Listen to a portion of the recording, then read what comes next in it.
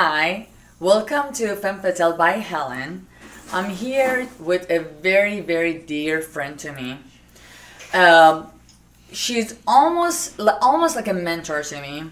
I am admired by her so much. She's a soulmate to me and someone who have saved me in my day-to-day life trouble and business troubles. And so I asked her a favor to come so I can interview her and throw her under the bus. Yes. Welcome to Safora Noruzi, my entertainment attorney. Here she is. Entertainment? Did I say that? I love that. I'm sorry, I have so many attorneys, I got confused.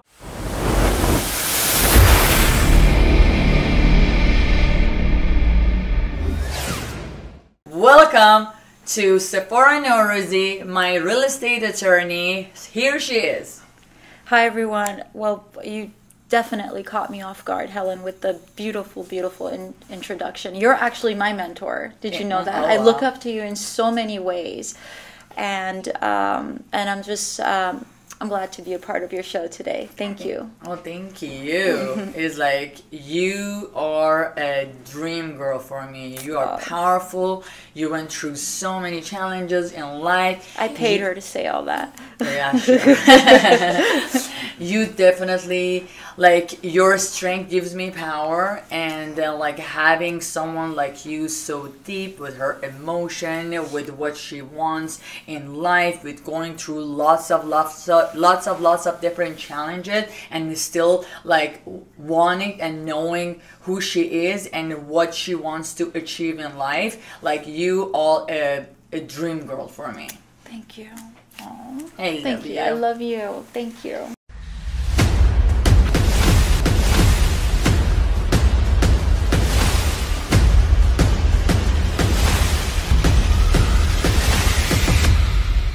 I know that I don't know you for so long, but What do you mean? We've known each other for 5,000 years. Exactly. That's what I was going to say. Like, I feel like I know you for 5,000 years, and actually that's how what my brain's telling me. Definitely we know each other from our past life. So the first thing, I want you to a little bit introduce yourself prior me throwing you under the bus and ask you every single question to make you so uncomfortable. Yeah. Oh, you want me to introduce myself? Yes, I want you to introduce yourself and then tell them what is your expertise, and then exactly how do you, like, what do you do, and then after the introduction we go to fun stuff. Fun stuff. Nice, nice. Okay, well, I am, as Helen mentioned, a real estate and business attorney, and I have an extensive background in real estate transactions, as well as real estate law after going into law school. And I'm a board member of the Iranian American Bar Association, a national at-large board member. And I mean, I'm a nerd. What else do you want me to say? Nice. What an amazing nerd. I love that.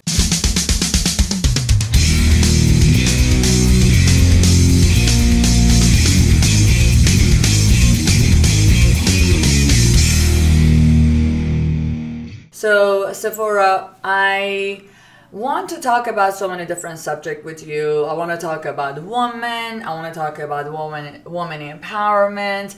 I want to talk about your challenges as a woman. Also, your challenges as being gay in Iranian community, and your strength. How did you get your strength by being so comfortable and being you, and then what steps you took in order to teach yourself to be so comfortable and be powerful and be comfortable with who you are. And because, as you know, the first reason that why I'm doing this show, because I want to free people and I want to teach people, be the beautiful you, be comfortable who you are, and teach other people to be comfortable with their own skin and who they are. So these are the topics that I want to touch. These are the stuff that I want to talk with you. And then so many stuff So maybe I didn't give you the list of questions, but these are the main subject of what's going to be happening. All Okay. right. So number one, I want you to tell me like where did you grow up, and let's just start from there. All right. Well, I grew up in Los Angeles. I was born and raised in Los Angeles. I grew up until age 12. And then from age 12 to age 22, I went to Tehran, Iran, and I lived there. And then after age 22, I returned to the United States, and I've been here since then. How interesting. So you said you left at age 12. I know all of this, but I'm asking her again for you guys. So you left at age 12 to Iran. How was that? It was definitely a culture shock. Definitely. For someone who's born and raised in United States, you know, now going to Iran from a first world country, ending up in the third world country. Right. It was, I remember, you know, arriving at the airport and just being embraced by family members who started crying when they started seeing me. And then I never saw them again. I love that. Welcome to Persian world. and so I went to the school that, you know, teaches us how to learn Farsi and write Farsi, and it's called like an adaptive school. It's called Tatbiri. So I went there, and a lot of us that go there we're from all over the parts of the world, and either we're in Iran temporary or not, and it's just very interesting because there comes a point where you feel that is the only place you belong, because at that age you're neither like really like, you know, I can't like say that I only connect with like, you know, Americans, and I can't say that I only connect with Iranians, but I do connect with like those who were in a similar situation as me, and were put into a few different, you know, different settings and different cultures at that ripe age. As 12 to 22, and the dynamic is very different in my opinion when you're going from here to there, because obviously both has its own challenges. Change is challenging, especially for that age, but I feel like there is just so much to learn when you go there. Like, you know, like when I would just sit at, you know, a family friend's like house and like greeted them, and I would just, they would say hi, and my mom and I learned that I would, if I just return saying hi just like that, it's kind of like not, it was not polite. You had to go a step forward and say, hi, I'm good, how are you? Something like that. Like so there was a lot that I had to learn. And it's actually learning how to adapt to my environment that I feel that is one of my greatest strengths, actually. Yeah. Like adapting to something adapting, new? Being flexible, adapting, embracing change is kind of like something that I'm able to, you know, embrace. Yeah. I see. Yeah.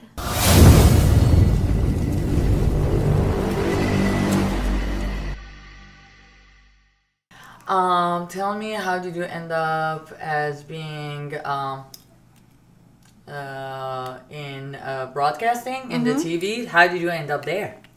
Yeah, so because I know you were so young and you were female, and like that's interesting. Yeah, that is an interesting story. I was kind of thrown into the newsroom without any sort of training, only because I had a good command of the English language. And how old were you? 17. 17 years old. Yeah. I was 17 years old. I had no training. Did you have desire to work? Yes, I did. It was the happiest, one of the happiest days of my life. Which is so uncommon in our culture for putting a 17 years old in Iran. Like, no one sent their kids to work, especially back then. Well, what happened was I started looking at newspapers, looking for a job. It was summertime, and my mom's then boyfriend, he said, what are the qualifications for this job? And I said, well, they're asking for English. And they were like, what kind of office is this? And so he kind of, in a very protective way, he said, I don't think these offices are suitable for you. Let me see if I could get you an interview with the broadcasting. Oh. And he told, and little did I know at that time, because I was so young, but later on I realized that being a woman in an office environment where there's only like one or two men, it wouldn't have. Do you know where I'm going with this? Yeah, very much. Absolutely. Yeah. So it's something that it's not something that I could have been proud of saying, oh yeah, I work at this office. Yeah. You know, women get used. Yeah, absolutely. And, in Middle East, especially in the Middle East. Like, this is only like less than 20 years ago, but a girl working in society, although it's an Islamic country, like as a young girl, if you go work in an office setting, you will start getting used. Yeah, so women were used, and honestly, my mom's boyfriend at that time, I think he played one of the biggest roles in my life. Like he essentially put me somewhere where I learned that I love communicating with people. Now, if you remember, my only problem was that I didn't have any training. Oh, so yeah. I would spend hours watching Christiana Amanpour, hours after hours, mimicking her hand gestures, the way she talks, until I learned how to have my own tone, my own style. But to this day, she is still one of my role models. Wow. And I still like look at her, I'm like, Christiana Amanpour, I grew up. You raised me. Wow. You raised me, and you don't even know it. Wow. Yeah. That's how actually I feel about one of my mentor. Like, I feel so close with her. I have with him, and I have never met him. He is this character from a book, from the CDs that I have listened. Like, and I have brainwashed myself. Like, in my world, in my head, he exists as a live person that had all these life experiences because of him. Who's that? Kevin Trudeau. Oh yes, yeah. Yes, of course. Yeah. Yes.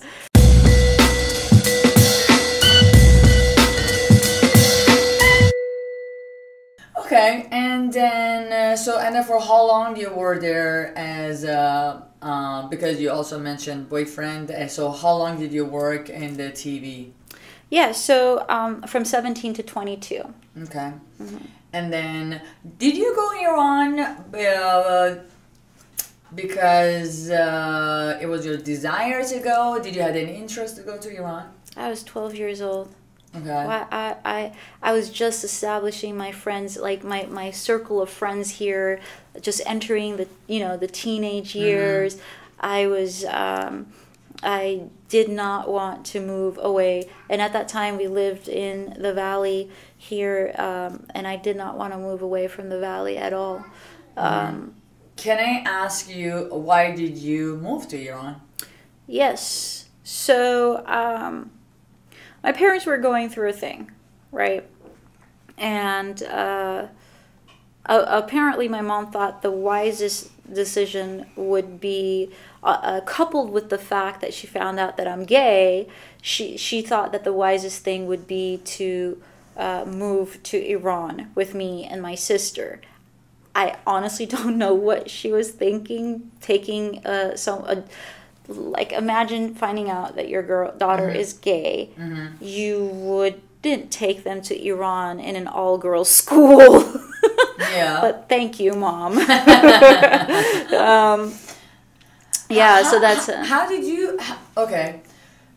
you feel about how something that you felt that you were and then, but being that, it made you feel guilty, or how did you make that feel that your parents, like, due to, like, almost how you feel, they have to take you to another country? How did that make you feel? That was a heavy blow on me, because it was actually, you're asking me this question now, but it took me years and years of therapy and talk therapy to understand how traumatic that was for me.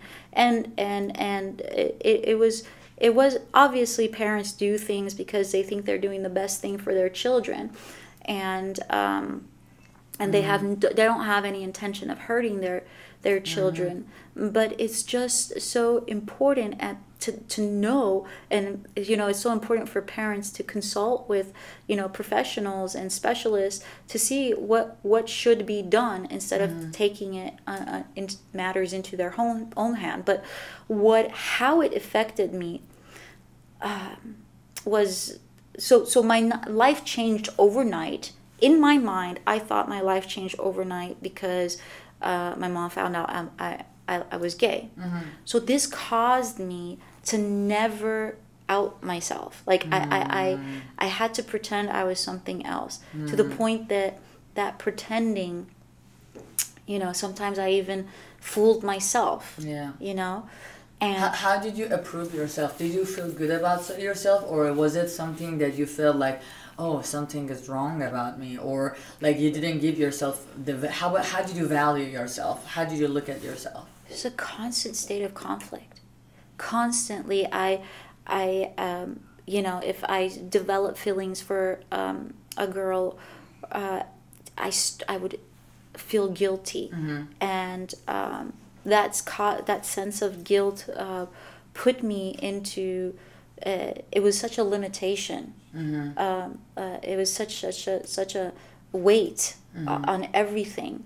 It instead of thinking about, okay, should I, as a teenager, okay, what should I do should I read this book to enhance my knowledge? Should I do my homework? But then instead of that, you're sitting alone with yourself, thinking, what is wrong with you? Why I'm not good enough? Yeah, and scared that if anyone finds out, my life is going to change all over again because of that, because of how I moved. But I actually got married to a man, and I think that if I've it wasn't fair to him also. I was very faithful to him all the 7 years that I was married, and I loved him a lot. But when we got a divorce, I was so afraid of separating from him and getting a divorce, because I'm like, there's no way I'm going to go with a man again. So I knew that's why I was holding on to this marriage, because I had all this fear. And I even apologized to him once. I told him, I'm so sorry. How did you come up with that decision that, you know what, I am ending this marriage? Like, you had to tell everyone. You had to tell your mom. You had to tell the guy. You had to tell to yourself. Like, you had to be so brave to announce it. Like, what happened to you? I took steps. I took baby steps, Okay. especially with my mom. But with him, he made it easy for me, actually. He kind of, the reason that we separated was we just had different goals in life. But, I felt like it's not doing someone justice if you're not truthful to yourself. Yeah. And I whoever knows me from that time and now they say, like, I haven't seen you so happy. Like, I've never seen you this happy before. Like, we can tell. And that's what's important. I think finding the courage to be who you want to be in any circumstance, whether it's a gay person, whether it's someone who believes in anything, Whatever you want to be. Whatever it is, just, being who you are is the ultimate happiness. So living who you want to be is ultimate happiness. For sure.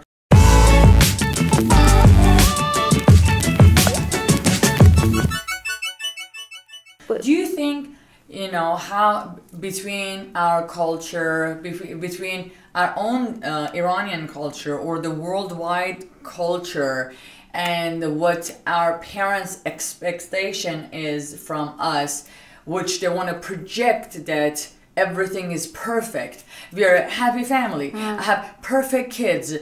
How did that do any good to you?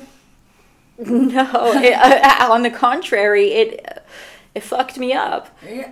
I think this projecting that we are so perfect and good, I don't know what is it that us as a human, we run after and we want to prove of being good and perfect. I don't know what is it that we're searching, but I want to announce it. I want to break it. I'm like, we do not need to be perfect. We don't. Like, what is even the word perfect? I think is nothing but just an illusion. And I don't think this illusion, I don't know who fed it to us, who brainwashed us with this word. And like our parents, our grandparents, society, regardless which country you're living, you're like the world of projecting, like the world needs perfect people.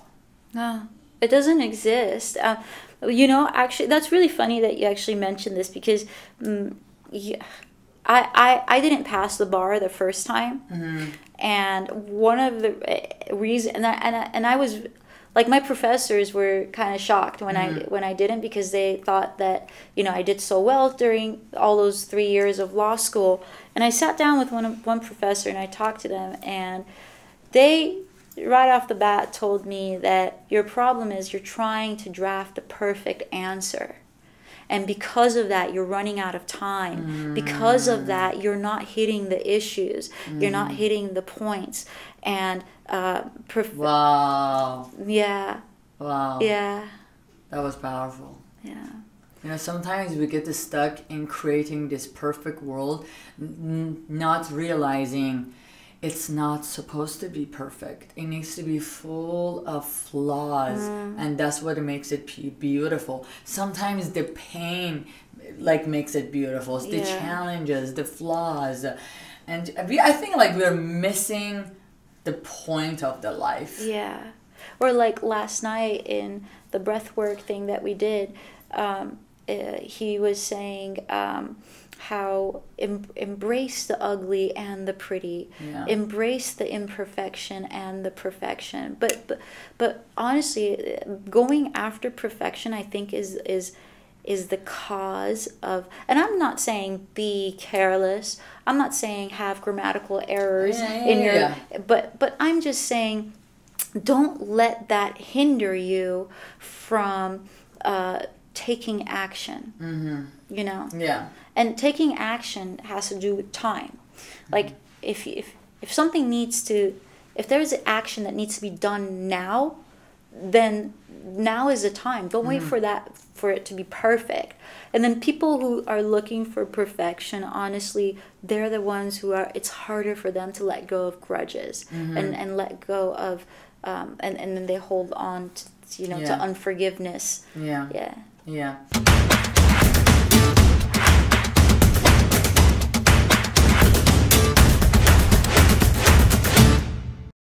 I think there's a difference between want to do your job perfectly or you want to perform on some mechanical work perfectly, compared to you want yourself to have this perfect image of two different things. In the previous session, I talked with the girls about my divorce, and I remember when I was going to do the divorce and when I want to announce to my father that I want to get divorced, and he's like, make sure you don't talk about your divorce to anyone. I don't want anyone to know that you got divorced. I don't want none of your cousin, none of your uncle, anyone. You need to say, if anyone asks you anything, say everything is perfect. And I'm like, that's a lie.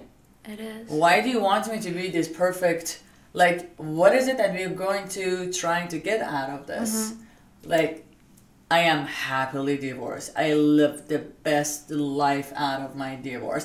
I am so proud of how and who I became after my moment divorce. of victory for you. Yes, absolutely. So I'm not gonna hide it. And on top of that, there's nothing wrong with being divorced. I can be divorced 100 times. Definitely nothing wrong with being divorced. Absolutely. Do you care about how many boyfriend or how many girlfriend that you had over life? No. No, so why does it matter how many times I care you've been about divorced? what that person is now. Yeah, With, absolutely. You know. Mm-hmm. Yeah, actually, I went through the same thing in terms of you know, there was a point where my mom said, you know, don't tell anyone you're gay.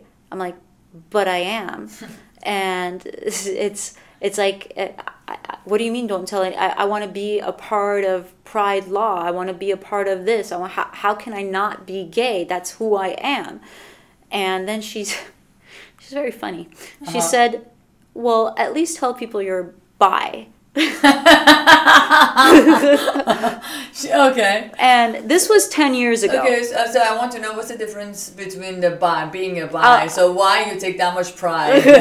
So she had her reasoning, but this was 10 years ago, and my mom is a completely different person. Like right now, she gives me the ultimate love and affection, and on multiple occasions, she apologized for forcing me to out myself as bi, which I'm not.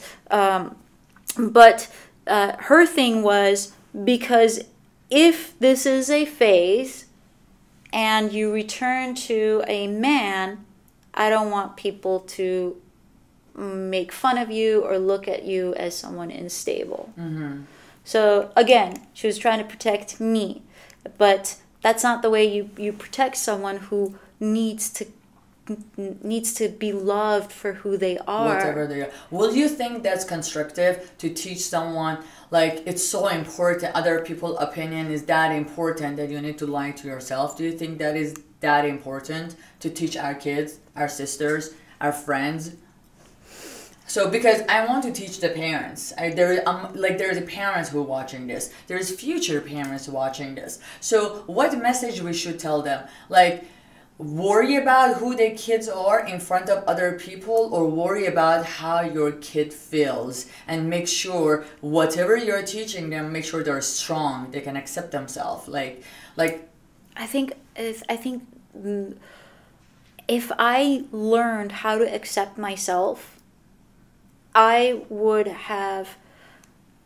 think I would have been in a different level right now.